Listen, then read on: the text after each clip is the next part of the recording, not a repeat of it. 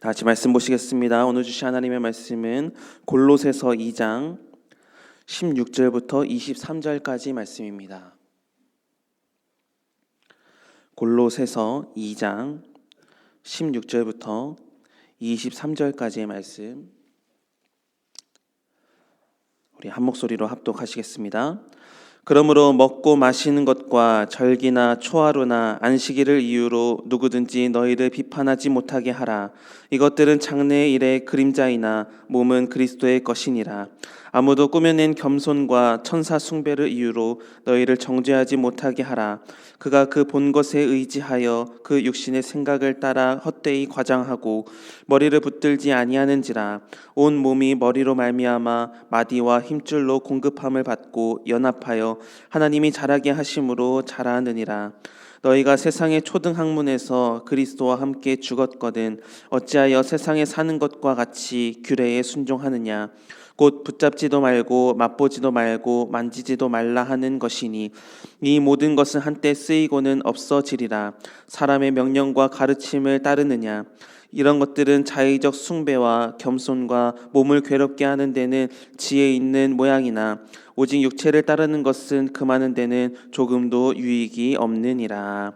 아멘. 자녀를 키우면서 자연스럽게 하게 되는 말이 있습니다. 바로 안 돼, 그거 아니야, 이런 말입니다. 자녀는 아직 어리기 때문에 무엇이 옳고 무엇이 그른지를 구분하지 못하고 또 어떤 것이 좋고 나쁜 것인지 판단하기 어렵기 때문에 부모로서 자녀에게 좋은 것과 옳은 것을 전해주기 위해서는 반드시 해서는 안 될 일들을 정하고 금하고 경고하는 것이죠. 오늘 본문의 골로새 교회 성도들도 예수 그리스도에 대한 복음을 받아들였지만 아직 이때는 성경이 정경화되어 있지 않고 신학 사상이나 이런 교리들이 확립되어 있지 않은 상황에서 교회를 흔들었던 거짓 교사들과 이단들이 등장을 하게 되는데, 이로 인해서 신앙생활에 대한 올바른 이해와 기준이 필요하였기 때문에 바울은 골로새 교회를 향해서 가르침을 주고 있는 본문이 오늘 본문의 말씀입니다. 바울은 오늘 본문 20절에서 거짓 교사들의 가르침을 세상의 초등학문이다라고 정의합니다. 그리고 오늘 본문에서는 세 가지의 초등학문을 소개하고 있는데요. 이 신앙생활에서 이 세 가지의 초등학문을 조심해라, 이렇게 경고하고 있습니다. 오늘 우리도 이 말씀을 들으면서 우리 신앙에 자리 잡고 있는 초등학문적인 신앙 태도에서 벗어나 예수 그리스도의 고차원적인 학문을 소유하며 살아가는 성도님들이 다 되시기를 소망합니다. 첫 번째로 바울이 지적하고 있는 첫 번째 초등학문은 바로 율법주의입니다. 오늘 16절의 말씀인데요. 그러므로 먹고 마시는 것과 절기나 초하루나 안식일을 이유로 누구든지 너희를 비판하지 못하게 하라, 이런 말씀이 있습니다. 초대교회가 부흥을 하고 있을 때 이 초대교회의 부흥을 가로막고 교회를 갈라서게 만드는 주요 원인은 놀랍게도 유대인 그리스도인들이었습니다. 유대인 그리스도인들은 복음을 사실 가장 먼저 접한 사람들이죠. 그러나 그들은 복음을 접했어도 그들이 가지고 있었던 전통과 율법을 포기하지 않았습니다. 그렇다면 율법이 무엇일까요? 율법을 한마디로 정리해 본다면 율법은 하나님께서 이 땅에 사는 이스라엘 백성들이 하나님을 올바로 섬기기 위해서 주신 하나님의 선물입니다. 그러나 어느 순간 율법은 하나님을 섬기기 위한 방법이 아니라 사람을 판단하기 위한 도구가 되어버렸습니다. 유대인 그리스도인들은 예수 그리스도는 믿지만 먹고 마시는 것에서부터 유대인의 절기를 지키는 것도 모두 구원과 신앙에 지대한 영향을 끼친다고 생각해서 이 율법을 굉장히 강조하였습니다. 그러니 복음은 알고 있지만 율법을 포기하지 못하는 유대인 그리스도인의 관점에서 율법을 따르지 않는 이방인 그리스도인들의 모습을 볼 때면 그 모습이 못마땅한 거예요. 그리고 심지어는 율법 없이 사는 사람들이 한심하다, 이렇게 느껴졌던 것입니다. 그러나 예수 그리스도께서 구약의 율법을 십자가에서 완성하셨습니다. 율법이 마치 초등학교에서 배우는 덧셈, 뺄셈 이 정도의 수준이라면 예수 그리스도의 복음, 십자가의 놀라운 능력은 고등학교에서 배우는 미분 적분과 같이 아주 수준 높은, 그러니까 율법과는 비교할 수 없는 고등학문입니다. 우리는 예수 그리스도라는 복음의 진리를 가진 자들입니다. 그러니 율법이라는 유아기적인 신앙 태도에서 벗어나야 한다라는 것을 강조하고 있는 거죠. 그런데 우리가 한번 점검해 봐야 되는 것은 우리가 다른 사람들을 바라보는 시선이 율법주의적인 경우가 있지 않은가라는 경우입니다. 내가 가진 신앙의 기준, 내가 가진 신앙의 태도를 통해서 다른 사람의 신앙의 모습을 판단한다면 그 모습이야말로 율법주의자와 행동이 다를 것이 없다는 것을 우리는 기억하며 경계해야 합니다. 만약 우리 안에 이런 율법적인 판단과 정죄가 오고 가고 있다면 회개하고 우리의 시선이 율법주의에서 벗어날 수 있도록 기도하시기 바랍니다. 하나님은 율법주의적인 세상의 초등학문에서 우리가 벗어나기를 원하십니다. 율법주의적인 시선으로 남의 신앙생활을 판단하고 비판하기보다 하나님과 여러분만의 관계에 대해서 더 집중하며 정직하게 나아가십시오. 하나님은 정직하고 겸손하게 하나님만을 찾고 나아가는 그리스도인들을 하나님도 찾고 계십니다.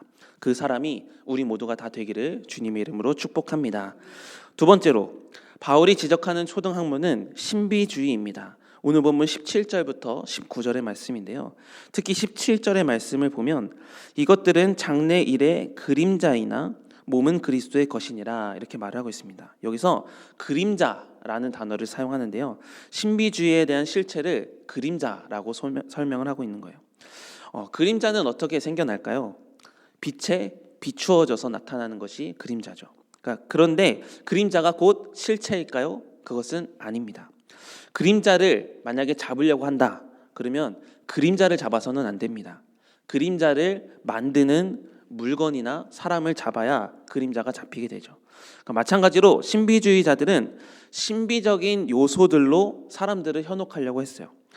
그래서 교회 안에 신비주의자들이 들어와서 개인의 경험 또 추상적인 가치들에 관해서 굉장히 과장되게 가르쳤다라는 거예요.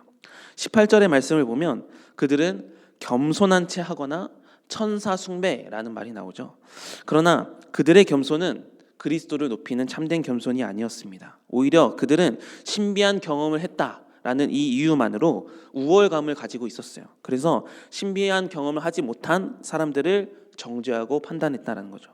그러나 바울은 이러한 신비주의를 경계하면서 동시에 복음의 실체 되시는, 그러니까 온 몸의 머리 되시는 예수 그리스도를 붙들어야 한다 이렇게 강조하고 있습니다.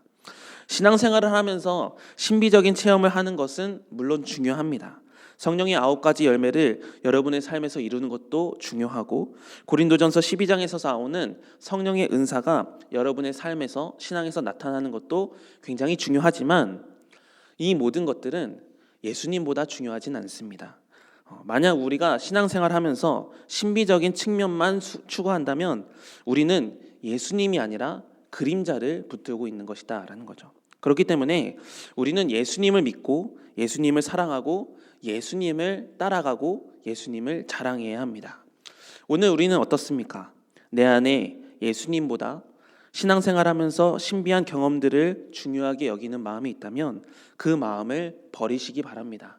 그 마음에 예수님을 채우시기 바랍니다. 우리의 신앙을 더욱더 단단하게 만드는 것은 초자연적인 신비한 체험이 아니라 하나님의 말씀입니다. 사도 베드로는 예수님과 함께 변화산에서 엘리야와 모세를 보고 또 하나님의 음성을 직접 듣는 체험도 하지만 베드로후서 1장 17절부터 19절에서는 이렇게 고백을 합니다. 지극히 큰 영광 중에서 이러한 소리가 그에게 나기를 이는 내 사랑하는 아들이요 내 기뻐하는 자라 하실 때에 그가 하나님 아버지께 존귀와 영광을 받으셨느니라. 이 소리는 우리가 그와 함께 거룩한 산에 있을 때 하늘로부터 난 것을 들은 것이라. 또 우리에게는 더 확실한 예언이 있어 어두운 데를 비추는 등불과 같으니 날이 새어 샛별이 너희 마음에 떠오르기까지 너희가 이것을 주의하는 것이 옳으니라 이렇게 말해요. 그러므로 율법주의와 신비주의를 의존하지 말고 오히려 신앙의 성숙을 위해 예수님을 붙들고 하나님의 말씀을 여러분의 삶에 채우시기 바랍니다. 주님을 닮아가는 성도님들이 될 때 하나님은 우리의 신앙의 모습을 기뻐 받으실 줄 믿습니다. 마지막으로 세 번째로 바울이 지적하는 초등학문은 금욕주의입니다. 오늘 본문 20절부터 22절의 말씀인데요. 금욕주의자들은 이 당시에 세상에서 대단한 인정을 받는 사람들이었습니다. 그래서 많은 사람들이 인정을 받고 싶어서 금욕적인 생활을 하고 또 때로는 고행을 하기도 하는 등 보여지는 금욕적인 태도를 통해서 남들로부터 인정을 받기를 원했습니다. 그러나 그리스도인으로 살아간다라는 것은 눈에 보여지는 것으로 인정받는 것이 아닙니다. 물론 눈에 보여지는 신앙생활의 태도를 통해서 다른 이들에게 선한 영향력을 끼치고 믿음의 본이 될 수는 있지만 그것보다 더 중요한 것은 남들에게 보여지는 것이 우선이 되거나 내가 인정받고 싶은 욕구 때문에 하게 되는 이런 금욕적인 태도는 위선이며 가증한 것이라고 여겨질 수 있음을 기억해야 합니다. 이러한 금욕은 오늘 본문 23절의 말씀처럼 단지 육체를 괴롭히는 것일 뿐 아무런 유익이 없다 이렇게 말을 해요. 그렇기 때문에 내 안에 예수님이 계셔서 그 예수님 때문에 십자가의 길을 걸어가야겠다. 이 결단 때문에 스스로 절제하며 경건한 생활의 모습으로 살아가는 것은 그리스도인들이 추구해야 되는 생활의 방식이지만 금욕 자체를 우리가 추구하면서 나아가는 것은 우리는 경계해야만 합니다. 사랑하는 성도 여러분, 오늘 우리의 신앙은 어떻습니까? 눈에 보여지는 것을 내세워서 그것을 신앙의 기준이라고 생각하며 신앙생활을 하고 있지는 않습니까?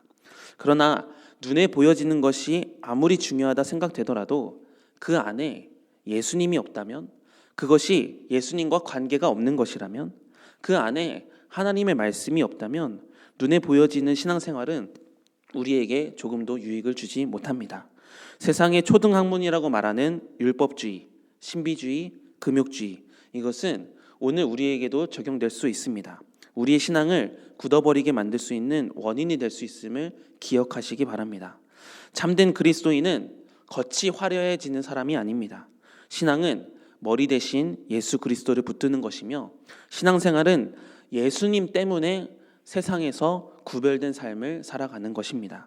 우리 모두가 예수님 때문에 경건을 추구하며 살아가는 사람들이 되시길 바랍니다. 그러므로 오늘 하루도 복음의 실체 되시는 예수님을 붙드시기 바랍니다.